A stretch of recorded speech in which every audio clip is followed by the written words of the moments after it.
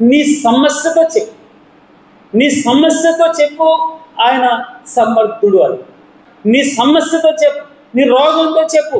అది ఎంత పెద్ద రోగమైనా, ఎంత పెద్ద బలహీనతైనా, అది జటిలమైన సమస్య అయినా, విప్పలేనటువంటి చిక్కుముడైనా కూడా దానితో నువ్వు మాట్లాడు. ఏమి మాట్లాడాలి? నా దేవుడు సమర్థుడు.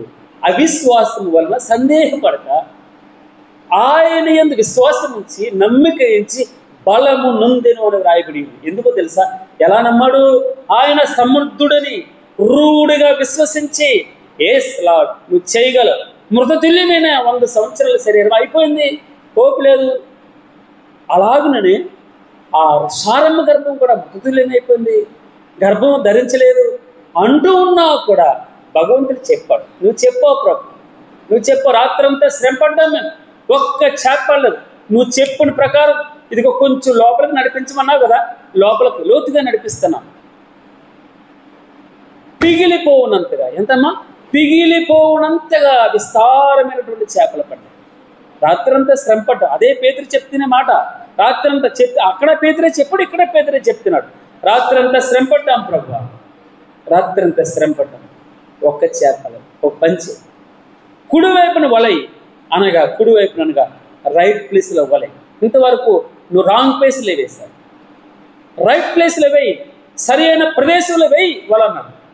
కుడివైపున వలేస్తే 153 గొప్ప చేపలను రాయి. గొప్ప చేపలు అంటే తెలుసండి?